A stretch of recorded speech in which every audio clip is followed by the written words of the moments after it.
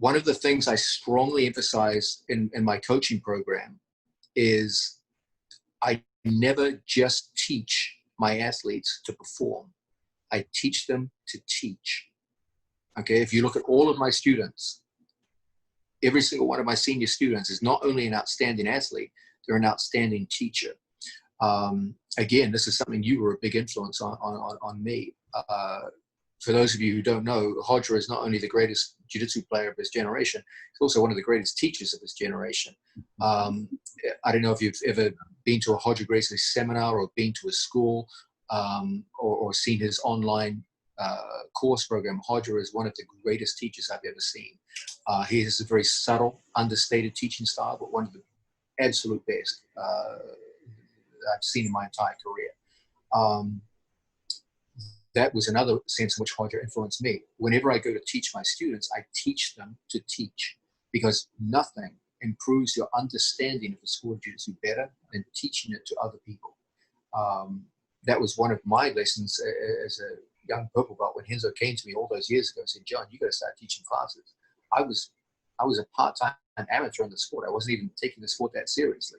Suddenly I had to teach, and that changed my whole outlook. Yeah. It took me to where I am. So the question was, you know, I got his DVD. He's a great teacher.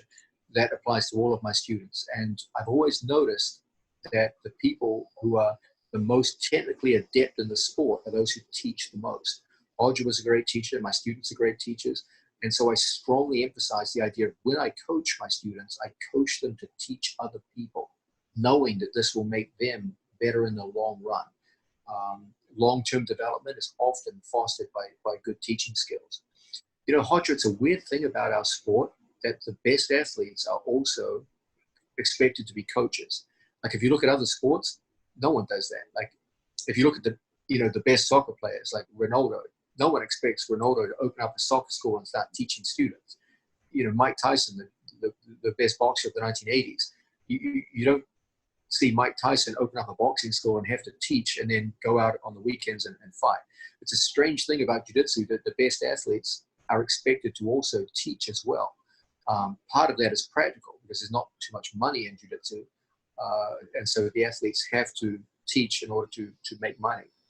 But I've always believed that fact that the best athletes in the sport also have to have a dual role of teacher as well as athlete enhances their technical progress.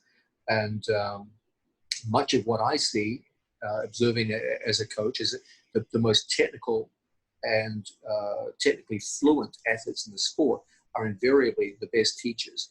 Hodger's a good example. My own students are a good example.